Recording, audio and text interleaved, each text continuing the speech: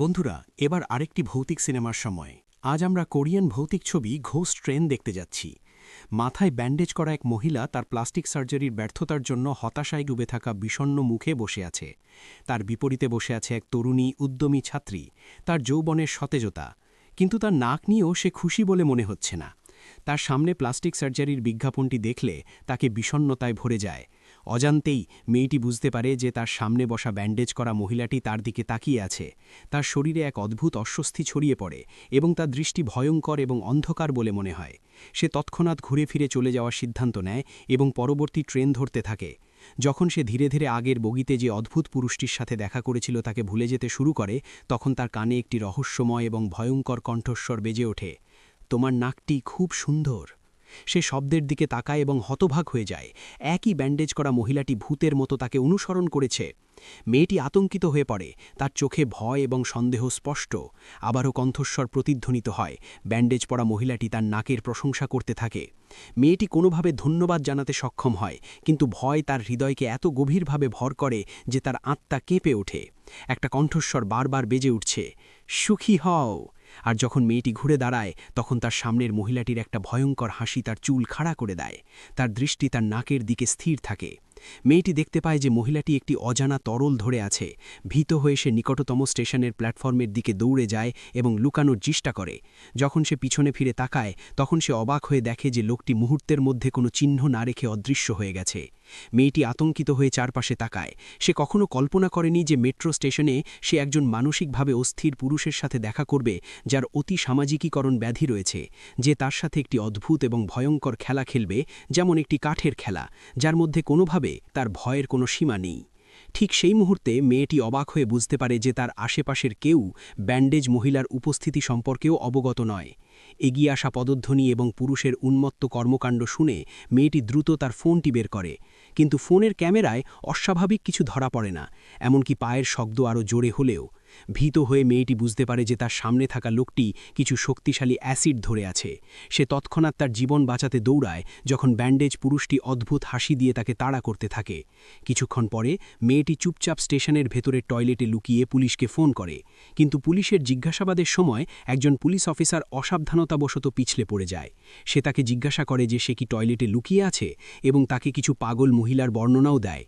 এই কথা শুনে মেয়েটি হতবাক হয়ে যায়, কারণ সে এখনও পর্যন্ত তার আক্রমণকারীর সাথে কোনো যোগসূত্রের কথা বলেনি। ঠিক তখনই ফোনের ওপাশ থেকে একটি মৃদু ভয়ঙ্কর কণ্ঠস্বর শোনা যায়। মেয়েটি যখন টয়লেট কেবিনের দিকে তাকায়, তখন সে একজন ব্যান্ডেজ মহিলার দ্বারা দারুণভাবে আক্রান্ত হয়। আর সে লোকটির চেহারায় এমন একটা ভয়ঙ্কর হাসি যে সব কিছুকে বিস্মিত করে তুলে দেয়। যখন সে নিঃশ্বাস বন্ধ করে চলে যায়, তখন তার দৃষ্টি মহিলাটির অগডর শাস্তে আঁকতে থাকে। একটা দারুণ পতি ঢলে পড়ে, এবং এইভাবেই এই ছবিটি শেষ হয়ে যায়। এই ছবিটির দৃষ্টিশক্তি পরীক্ষা করার জন্য একটা অদ্ভুত গানটি, যার গতি সম্পর্কে ধারণা করা যায়, আর এর মাধ্যমেই এই ছবিটির একেবারে শেষ হয়ে যায়। সে দেখতে পায় এক কাপ শক্তিশালী অ্যাসিড তার দিকে তাক করা হয়েছে, যে কোনো মুহূর্তে তার মুখে ঢলে দেবার জন্য প্রস্তুত। আরও ভয়াবহ, বেরোনোর পথ সম্পূর্ণরূপে বন্ধ। অবশেষে গুয়াংনিং স্টেশনের টয়লেটে তীব্র অ্যাসিডের সংস্পর্শে এসে মেয়েটি ধীরে ধীরে মারা যায়। বলা হয় যে এই গুয়াংনিং স্টেশনে ৪০ জনেরও বেশি মানুষ নিখোঁজ হয়েছে অথবা মারা গেছে। মনে হচ্ছে যেন এই জায়গাটি নরকের প্রবেশদ্বার, একটি ভয়ঙ্কর এবং শয়তানি সত্যের আড়ালে লুকিয়ে আছে। এই গুয়াংনিং স্টেশনের স্টেশন মাস্টার ওল্ড চোই প্রতিদিন বিভিন্ন গুজব এবং গল্পে ডুবে থাকেন। স্টেশনের মধ্যে ছড়িয়ে থাকা ভয়ঙ্কর গল্পগুলি সম্পর্কে তিনি সম্পূর্ণরূপে অবগত। তিনি তার বিপরীতে বসে থাকা মিন্নাকে যে ডোরাকাটা প্রাণীটির কথা বলেছিলেন, তার গল্পটি তিনি আকস্মিকভাবে বর্ণনা করেছিলেন। মিন্না একজন ভিডিও ব্লগার যিনি ভৌতিক বিষয়বস্তুতে বিশেষজ্ঞ এবং একটি এমসিএন সংস্থার সাথে যুক্ত। সম্প্রতি তার ভিডিওগুলি কম ভিউ পাচ্ছে, তাই তিনি অদ্ভুত ঘটনার জন্য কুখ্যাত গুয়াংনিং স্টেশনে যান, সেখানে ঘটে যাওয়া কিছু সত্যিকারের ভয়ঙ্কর ঘটনা তদন্ত করতে। সে তাই ভেবেছিল। গাই ম্যান উইথ ব্যান্ডেজেসে ভিডিও আপলোড করার পর তার চ্যানেলের পরিসংখ্যান স্পষ্টতই বৃদ্ধি পায়। এই সাফল্যের আনন্দে মিনা আবার গুয়ানগান স্টেশনে স্টেশন মাস্টার ওল্ড চোইয়ের সাথে দেখা করে এবং তাকে জিজ্ঞাসা করে যে তার আর কোনো ভয়ঙ্কর গল্প আছে কিনা। এক বোতল সূক্ষ্ম পুরাতন ওয়াইনও বের করে। এত দামি ওয়াইন দেখে ওল্ড চোইয়ের মুখ আনন্দে উজ্জ্বল হয়ে ওঠে এবং সে চুমুক দেবার সময় মিন্নাকে আরেকটি গল্প বলতে শুরু করে। অ্যাডো ছিল একজন অত্যন্ত অহংকারী যুবক যে কলেজের প্রবেশিকা পরীক্ষায় ফেল করেছিল। সাধারণ দিনে তার মুখ সবসময় বিষণ্ণ থাকত। সে যে কাউকেই দেখত তাকে উপহাস করত, মানুষ হোক বা প্রাণী। একদিন মাতাল অবস্থায় সে চুপচাপ একজন বয়স্ক লোককে অপমান করছিল যখন সে দেখতে পেল যে একজন অদ্ভুত মহিলা পাশে দাঁড়িয়ে আছে ক্রমাগত তার মাথা প্রস্থান দরজার কাঁচে ঠুকে দিচ্ছে ঠিক তখনই সাবওয়ে স্টেশনে একটি ট্রেন থামল এবং লোকেরা দ্রুত নামতে শুরু করল কিন্তু মনে হচ্ছিল যেন কেউ সেই অদ্ভুত মহিলাটিকে লক্ষ্য করছে না ট্রেনটি আসার সাথে সাথে সে আবার শুরু করে আর মহিলার মাথা ধাতব দেয়ালে আঘাত করার শব্দ আরও জোরে হয় শব্দটা একটা ধাক্কা দিয়ে পড়ে যেন ইচ্ছাকৃতভাবে অ্যাডোর দৃষ্টি আকর্ষণ করার চেষ্টা করছে সামনে বসা বৃদ্ধ লোকটি আতঙ্কিত হয়ে তৎক্ষণাৎ পাশের বগিতে চলে যায় বাইরে থেকে নির্লিপ্ত দেখা যায় আদো আসলে ভেতরে ভেতরে একজন কাপুরুষ সে তার পিছনে ছুটতে থাকে তারপর স্বাভাবিক দেখানোর জন্য সে মহিলাকে অভিশাপ দেয় এবং মোবাইলে গেম খেলতে শুরু করে ঠিক তখনই তার মা ফোন করে তার সুস্থতা সম্পর্কে জিজ্ঞাসা করে আদো মিথ্যে বলে সে ক্লাসে আছে কিন্তু তার মা ইতিমধ্যেই তার শিক্ষকের কাছ থেকে জেনে গেছে যে সে 2 মাস ধরে টিউশনে যায়নি হতাশ হয়ে আদো ফোন রাখে এর কিছুক্ষণ পরেই সে তার মায়ের কাছ থেকে বেশ কয়েকটি বার্তা পায় যেখানে তাকে জানানো হয় যে খারাপ ফলাফলের কারণে গুয়াঙ্গিনিয়াং স্টেশনে 20 বছর বয়সী এক মহিলা রেল লাইনে ঝাঁপিয়ে পড়ে আত্মহত্যা করেছে সে তার ছেলেকে চাপের মুখে ভুল পদক্ষেপ না নেবার পরামর্শ দেয় ভিডিওতে আত্মহত্যা করা মেয়েটিকে দেখে আদর ভ্রু কুঁচকে ওঠে মেয়েটির পোশাক আর তার মুখের ভাবটা ঠিক সেই রকমই যেমনটা সে কিছুক্ষণ আগে নিজেকে দেখেছিল সে আতঙ্কিত হয়ে পিছনে ফিরে তাকায় ঠিক সেই মুহূর্তে আডো সম্পূর্ণ হতবাক হয়ে যায় এবং বুঝতে পারে যে সে অপবিত্র কিছুর মুখোমুখি হয়েছে এবং একই বগিতে বসে থাকা বৃদ্ধ লোকটি কোনো সাধারণ মানুষ ছিল না তাকেও মনে হয় ছায়ার আবির্ভাবের শিকার হতে হয়েছে সে অদ্ভুত আচরণ শুরু করে যেন সে অস্বাভাবিক নড়াচড়া করছে যেন লোহায় আঘাত করছে আডো পিছনে ফিরে তাকানোর সাথে সাথেই মুহূর্তের মধ্যে মহিলাটি তার সামনে উপস্থিত হয় তার মন শূন্য হয়ে যায় কেবল তার চোখ খোলা থাকে কখনো বৃদ্ধের দিকে কখনো মহিলার দিকে তারপর হঠাৎ ট্রেনের কামরায় বিদ্যুৎ চলে যায় আর সব কিছু অন্ধকারে ঢেকে যায় সে তার মোবাইল ফোন বের করে চারপাশে তাকায় কিন্তু তার সামনে বসা বৃদ্ধ লোকটি আর মহিলাটি অদৃশ্য হয়ে যায় কোনোভাবে আডো তার ভয়ের অবস্থা থেকে জ্ঞান ফিরে পায় তার মুখ ঘামে ভিজে গেছে ঠিক তখনই মেট্রো একটি স্টেশনে থামে দ্বিতীয়বার চিন্তা না করেই সে কামরা থেকে বেরিয়ে আসে অদ্ভুত ব্যাপার হল এই স্টেশনটি সেই একই স্টেশন যেখানে অদ্ভুত কিন্তু কিছু একটা তাকে বিরক্ত করছে মেট্রো স্টেশনের ভেন্ডিং মেশিনের ভেতরে কেন একটা মানুষের ছায়া দেখা যাচ্ছে যত বেশি ভিডিও দেখছে পরিস্থিতি ততই সন্দেহজনক হয়ে উঠছে সেই কারণেই পরের রাতে মিনা মদ্যপ অবস্থায় স্টেশন মাস্টার ওল্ড চইয়ের কাছে যায় মিনার বারবার প্রশ্নের মুখোমুখি হয়ে ওল্ড চই অবশেষে ভেন্ডিং মেশিন সম্পর্কে একটি অদ্ভুত গল্প বলে সে ব্যাখ্যা করে যে একসময় একজন লোক নিয়মিত মেট্রোতে যেত কিন্তু তার কোম্পানি থেকে চাকরিচ্যুত হওয়ার পর সে মদ্যপানে আসক্ত হয়ে পড়ে তার জীবন সম্পূর্ণরূপে ভেঙে পড়ে এবং সে মেট্রো স্টেশনে ঘুরে বেড়ানো একজন গৃহহীন মানুষ হয়ে ওঠে সেদিন সে এক বাটি গরম ইনস্ট্যান্ট নুডলস খেতে চেয়েছিল কিন্তু তার পকেটে সমস্ত টাকা ছিল 2000 ওন যার ফলে তার 500 ওন কমে যায় ভেন্ডিং মেশিনের কাছে লোকজনের দ্বারা দুর্ঘটনাক্রমে ফেলে দেওয়া কয়েন সে তুলে নিয়েছিল তারপর গৃহহীন লোকটি একটি অদ্ভুত লাল মুদ্রা খুঁজে পায় এর ব্যবহার সম্পর্কে নিশ্চিত না হয়ে সে এটি তার পকেটে রাখে তারপর যে নিরাপত্তারক্ষী তাকে প্রতিদিন হয়রানি করত সে এসে তার সমস্ত সঞ্চয় কেড়ে নেয় লোকটি ভেন্ডিং মেশিনের সামনে দাঁড়িয়ে আছে রাগে এবং অসহায়ভাবে ভেতরে থাকা কোলার ক্যানের দিকে তাকিয়ে আছে তারপর হঠাৎ সে কিছু একটা লক্ষ্য করে কোলার খুচরা দাম ঠিক তার হাতে থাকা লাল মুদ্রার মতো ভাগ্য পরীক্ষা করে সে কয়েনটি মেশিনে রাখে এবং সত্যি কোলা পায় কিন্তু যখন সে ক্যানটি খুলতে চলেছে ঠিক তখনই একজন লোকের বমির শব্দ তার দৃষ্টি আকর্ষণ করে গৃহহীন লোকটি তার দিকে তাকানোর জন্য মুখ ফিরিয়ে নেয় তারপর ক্যানের আংটিটি টেনে নেয় দুর্ভাগ্যবশত এটি একটি খালি ক্যান হয়ে ওঠে সে রেগে অভিশাপ দেয় কিন্তু এই কাজটি তার জীবনের গতিপথ বদলে দেয় যখন সে আবার তাকায় বমি করা লোকটি হঠাৎ অদৃশ্য হয়ে যায় কেবল এক জোড়া চামড়ার জুতা এবং কাপড় মাটিতে পড়ে থাকে এবং কোথা থেকে আরও 2টি লাল মুদ্রা দেখা যায় প্রাথমিকভাবে গৃহহীন লোকটি এটিকে গুরুত্বের সাথে নেয় না সে তার পোশাক থেকে নেওয়া নোটগুলি নেয় এবং একটি সুবিধার দোকানে যায় এবং একটি সুস্বাদু খাবার খায় কিন্তু 5000 ওনের টাকা দ্রুত ফুরিয়ে যায় এবং শেষ পর্যন্ত তার কাছে কেবল কয়েকটি খোলা মুদ্রা থাকে কিছুক্ষণের আনন্দের পর যখন তার আবার টাকা ফুরিয়ে যায় সে অন্ধকার ভূগর্ভস্থ স্টেশনে ফিরে আসে কিন্তু সে যখন চলে যেতে চাইছে তখন হঠাৎ তার পিছনে আরেকটি স্বয়ংক্রিয় ভেন্ডিং মেশিন এসে হাজির ভেতরে লাল কোলার প্যাকেজিং দেখে সে বুঝতে পারে যে ক্যানটি সম্ভবত খালি, কিন্তু সেই খালি ক্যানের আসল উদ্দেশ্যও অনুমান করে। গৃহহীন লোকটি দ্রুত মেশিনে একটি মুদ্রা ঢুকিয়ে ক্যানটি হাতে নেয়। তার মন্দ ইচ্ছার সীমা ছাড়িয়ে যায়। ঠিক তখনই যে নিরাপত্তারক্ষী তাকে সবসময় হয়রানি করত সে আসে। গৃহহীন লোকটিকে এখন ভালো পোশাক পরা দেখে সে ধরে নেয় যে তার পকেটে আবার প্রচুর টাকা আছে এবং মজা করে তার কাছে আসে। গৃহহীন লোকটি সম্পূর্ণ মনোযোগ সহকারে ক্যানের দিকে লক্ষ্য করে এবং আংটিটি টেনে নেয়। নিরাপত্তারক্ষীর শরীরে হঠাৎ এক অদ্ভুত পরিবর্তন আসে এবং সে ধীরে ধীরে অদৃশ্য হয়ে যায়। অবশেষে কেবল কাপড়ের স্তূপ মাটিতে পড়ে থাকে। গৃহহীন লোকটি ভয়ে পিছু হটে, কারণ সেও বুঝতে পারে না যে কোন অযৌক্তিক শক্তি কাজ করছে। তারপর সে দেখতে পায় যে নিখোঁজ নিরাপত্তারক্ষী ভেন্ডিং মেশিনের ভেতরে উন্মত্তভাবে ঘোরাফেরা করছে। তখনই গৃহহীন লোকটি বুঝতে পারে যে এটি এমন একটি ক্যান যা মানুষকে গিলে ফেলে। 3টি মুদ্রা মাটিতে ফিরে যেতে দেখে তার মনে ধনী হওয়ার ধারণা আসে।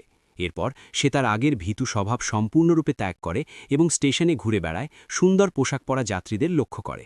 সে তাদের সমস্ত জিনিসপত্র লুট করে এবং তাদের পোশাক এলোমেলোভাবে টয়লেট কেবিনে ছুঁড়ে ফেলে। ভুক্তভোগীর সংখ্যা দ্রুত বৃদ্ধি পাওয়ার সাথে সাথে গৃহহীন ব্যক্তির জীবন, খাদ্য এবং পোশাক উভয় ক্ষেত্রেই ক্রমশ উদ্বেগহীন হয়ে ওঠে। সে আরও বেশি অনিয়ন্ত্রিত এবং সম্পূর্ণরূপে তার আকাঙ্ক্ষার দাস হয়ে ওঠে।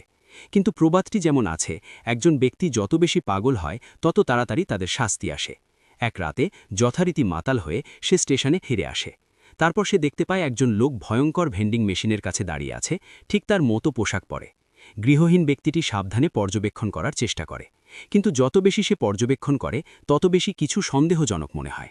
তারপর হঠাৎ করে সে বমি বমি ভাব অনুভব করে, একপাশে ঝুঁকে পড়ে এবং প্রচণ্ড বমি করতে শুরু করে। এই কাজটি তার সামনে দাঁড়িয়ে থাকা একজন ব্যক্তির দৃষ্টি আকর্ষণ করে, যে ধীরে ধীরে তার দিকে ফিরে তাকায়। সঙ্গীত সঙ্গীত তখনই স্পষ্ট হয়ে ওঠে যে তার সামনে দাঁড়িয়ে থাকা এই লোকটি সেই একই ব্যক্তি যিনি আগে গৃহহীন ছিলেন। অবশেষে তার লোভে সে নিজের অন্য রূপে গ্রাস করে। স্টেশন মাস্টারের বলা এই অন্ধকার গল্পগুলিকে স্ক্রিপ্ট হিসেবে ব্যবহার করার পর মিনার ভিডিওগুলি হঠাৎ ভাইরাল হয়ে যায়। কোম্পানির র্যাঙ্কিংয়ের নিচের দিকে একবার সে সরাসরি শীর্ষ 3-এ উঠে যায়। জিয়াও মিং, যাকে সে সর্বদা নিকৃষ্ট বলে মনে করত, হঠাৎ করে উপরে উঠতে দেখে তার সহকর্মী লিনার ঈর্ষান্বিত হয়। লিনা, একজন বিউটি ব্লগার, লাইভ স্ট্রিম করার জন্য গুয়াংনিয়াং স্টেশনে আসে। হঠাৎ ট্রেনটি তীব্রভাবে ব্রেক করে এবং লিনা অল্পের জন্য পড়ে যাওয়ার হাতল থেকে রক্ষা পায়। ভারসাম্য বজায় রাখার জন্য সে হ্যান্ডরেলটি ধরে, কিন্তু তার ডান হাতে অজানা তরল পদার্থের দাগ লেগে আছে। সে দ্রুত টিস্যু দিয়ে হাত মুছে নেয়, কিন্তু পরের দিন সে হাতের তালুতে 3টি লাল দাগ দেখা দেয়। ভীত হয়ে লেনা হাসপাতালে ছুটে যায়। ডাক্তার তাকে জিজ্ঞাসা করেন যে সে সম্প্রতি নোংরা বা সন্দেহজনক কিছু স্পর্শ করেছে কিনা। দীর্ঘক্ষণ চিন্তা করার পর লেনার গতকালের সাবওয়েতে ঘটে যাওয়া ঘটনাটি মনে পড়ে। ডাক্তার এটা শুনে বলেন সম্ভবত ব্যাকটেরিয়া সংক্রমণ, এবং লিনার জন্য একটি মলম লিখে দেন। তিনি তাকে কয়েকদিন পরিস্থিতি পর্যবেক্ষণ করতেও বলেন। বাড়ি ফেরার পথে লিনা তার প্রতিযোগী মিনার সাথে দেখা করে। একটি নকল হাসি দিয়ে লিনা তার সুস্থতা সম্পর্কে জিজ্ঞাসা করে এবং তার ক্যারিয়ারের জন্য তার মঙ্গল কামনা করে। কিন্তু বাস্তবে তারা কেবল প্রতিদ্বন্দ্বীই নয়, গোপনে তাদের বস আহাউয়ের প্রশংসাও করে। তারা কথা বলছিল, হঠাৎ লিনার নাক দিয়ে স্রোতের মতো রক্ত পড়তে শুরু করে, যা থামানো যাচ্ছিল না। ভীত হয়ে সে সোজা বাথরুমে ছুটে যায়। এত রক্তপাত স্পষ্টতই অস্বাভাবিক। লিনা উন্মত্তভাবে রক্ত মুছে ফেলে। হঠাৎ সে তার হাতের তালুতে অসংখ্য ছোট ছোট ছিদ্র দেখতে পায়। এই দৃশ্য দেখে তার মেরুদণ্ড কাঁপতে থাকে। ঠিক তখনই সে বাইলে পায়ের শব্দ শুনতে পায়। ধরা পড়ার ভয়ে লিনা দ্রুত টয়লেটের কিউবিকালে লুকিয়ে পড়ে, কিন্তু সময়ের সাথে সাথে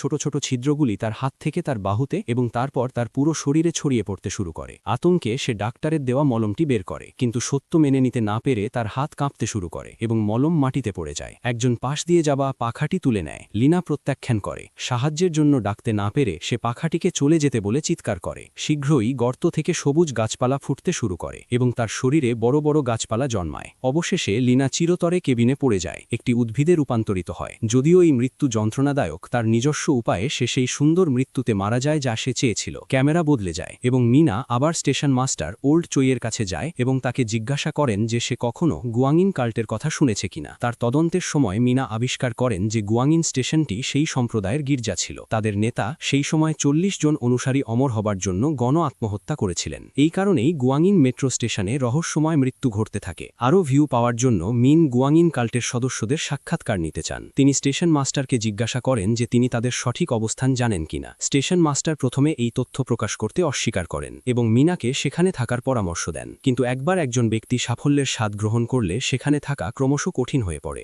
বাধ্য হয়ে স্টেশন মাস্টার মিনাকে তাদের খুঁজে বের করার উপায় বলেন। তিনি বলেন যে প্রতি রাতে ঠিক 3:24 স্টেশনে একটি ট্রেন আসে, যদি সে সেই ট্রেনে ওঠে তবে সে তাদের খুঁজে পেতে পারে। এই মুহূর্তে ট্রেন আসতে আর মাত্র 4 মিনিট বাকি আছে। মিনা উত্তেজনায় ভরা অপেক্ষা করে। তারপর সে একটি বিড়ালের মিউ করার শব্দ শুনতে পায় এবং সে সেই দিকে এগিয়ে যায়। হঠাৎ করেই প্ল্যাটফর্মের সব আলো জ্বলে ওঠে আর তার সামনে একজন মধ্যবয়স্ক লোক বসে থাকে যার পিঠে একটা বিড়ালের ব্যাগ ঝুলছে। ঠিক তখনই ট্রেনটি সময় মতো স্টেশনে পৌঁছায়। দ্বিতীয়বার চিন্তা না করেই খুব বেশি চিন্তা না করেই সে ট্রেনের কামরায় প্রবেশ করে এবং কাছেই বসে। যখন সে পিছনে ফিরে তাকায়, লোকটি বেঞ্চে বসে থাকে এবং ট্রেনে ওঠেনি। মিনা স্বস্তির নিঃশ্বাস ফেলে। হঠাৎ করেই লোকটি হঠাৎ তার সামনে এসে বসে। মিনা নড়ে ওঠে, কিন্তু সে যাই করুক না কেন তার মনে হয় যেন তার শরীরে একটি চুম্বক লেগে আছে যা ক্রমাগত লোকটির দৃষ্টি আকর্ষণ করছে। মিনা যখন উঠে চলে যেতে শুরু করে তখনই লোকটি উঠে তার পিছনে পিছনে যায়।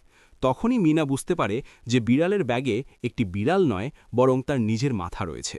মিনা যখন নেমে আসে তখনই পরবর্তী দৃশ্যে দেখা যায় যে সে তার কোম্পানিতে কাজ করতে যাচ্ছে। ঠিক তখনই দুজন পুলিশ অফিসার আসে। কারণ হলো মিন আহের ভিডিওটি ব্যাপক জনপ্রিয়তা পেয়েছে এবং পুলিশের দৃষ্টি আকর্ষণ করেছে। তদন্তের পর পুলিশ জানতে পারে যে ভিডিওতে উল্লিখিত স্টেশন মাস্টার ওল্ড চোই 3 বছর আগে মারা গেছেন। গুয়াংনান স্টেশনের বর্তমান স্টেশন মাস্টার হলেন ওল্ড ওং নামে একজন। ওল্ড সঙ্গীত চোই নন। এই কথা শুনে আহাও তৎক্ষণাৎ মিনার কাছে যান। দলটি গুয়াংনান স্টেশনে পৌঁছায়। ঠিক তখনই একটি জীর্ণ পুরাতন ট্রেন ধীরে ধীরে প্ল্যাটফর্মে উঠে আসে। মিনা এগিয়ে গিয়ে ট্রেনের কামরায় প্রবেশ করে, যেখানে সে স্টেশন মাস্টার ওল্ড চোইয়ের ওয়াকিটকি দেখতে পায়। সে এটি তুলে নেয় এবং ফোন করার চেষ্টা করে। শীঘ্রই অন্য প্রান্ত থেকে বুড়ো চোইয়ের কণ্ঠস্বর শোনা যায়। ধাপে ধাপে বুড়ো চোই সেই রাতের তার মৃত্যুর পুরো গল্পটি বর্ণনা করে। সেই রাতে সে তার সহকর্মী ঝিয়াও মায়ের সাথে ডিউটিতে ছিল। সিসিটিভি ফুটেজে সে একটা অদ্ভুত ছায়া দেখতে পেল যা রেল লাইন আটকে দিচ্ছে। বুড়ো চোই ভেবেছিল হয়তো মাতাল লোকটা ঘুরে বেড়াচ্ছে, তাই সে ঝিয়াও মাকে তদন্তের জন্য পাঠালো। কিন্তু আধ ঘন্টা পরেও ঝিয়াও মা ফিরে আসেনি এবং সম্পূর্ণরূপে অদৃশ্য হয়ে গেছে। তাকে খুঁজতে বাধ্য হয়ে বুড়ো চোই নিজেই তাকে খুঁজতে বেরিয়ে গেল। সর্বত্র খোঁজাখুঁজির সময় হঠাৎ রক্তে ভেজা একটি পুরনো ট্রেন তার পিছনে এসে থামল। স্টেশন মাস্টার বুড়ো চোই যখন তদন্ত করার চেষ্টা করলেন, কিন্তু ট্রেনটি হঠাৎ গতি বাড়িয়ে দিল এবং সে বুঝতে পারল না যে তাকে কোথায় নিয়ে যাচ্ছে। সে কেবল বগির ভেতরে কিছু একটা অনুভব করতে পারল। প্রচণ্ড গরম, তাপমাত্রা এত তীব্র যে তার চামড়ার জুতাও গলে যেতে শুরু করে। তারপর জানালা দিয়ে সে ঝিয়াও মাকে দেখতে পায়। তাকে দেখে তার হৃদয়ে আনন্দে ভরে ওঠে, কিন্তু সময়ের সাথে সাথে সে বুঝতে পারে যে এটি ঝিয়াও মা নয়, বরং তার নিজের মোবাইল ফোন এক রহস্যময় ব্যক্তিত্বের দ্বারা উঁচুতে ধরা। নিঃসন্দেহে সেই ব্যক্তি গুয়াংনাং কাল্টের নেতা। কিছুক্ষণ পরেই ট্রেনটি আবার চলতে শুরু করে এবং মেঝের নিচ থেকে কালো হাত বেরিয়ে আসে, ধীরে ধীরে বুড়ি চোইকে সঙ্গীত ভেতরে টেনে নিয়ে যায়। সম্পূর্ণ সত্য জানতে পেরে মিনা তার বর্তমান দুর্দশা বুঝতে পারে। গুয়াংনাং কাল্টের এই গির্জাটি এমন একটি জায়গা যেখানে একবার প্রবেশ করলে আর পিছনে ফিরে তাকাতে হয় না। ইতিমধ্যে ট্রেনটি ধীরে ধীরে চলতে শুরু করে এবং মিনাকে কাল্ট নেতার কাছে বলি দেওয়ার জন্য নিয়ে যাওয়া হতে চলেছে। সঙ্গীত সঙ্গীত ট্রেনটি চলে যাওয়ার সাথে সাথে মিনা হঠাৎ দেখতে পায় যে বুড়ি চোই তার নিজস্ব রূপে সঙ্গীত রূপান্তরিত হয়েছে। তারপর সে বুঝতে পারে যে এই বুড়ি চোই শুরু থেকেই তার ছিল। সে আসল ছিল না, বরং দুষ্ট সম্প্রদায়ের নেতা ছিল। এখন সে মিন আহের দেহ ব্যবহার করে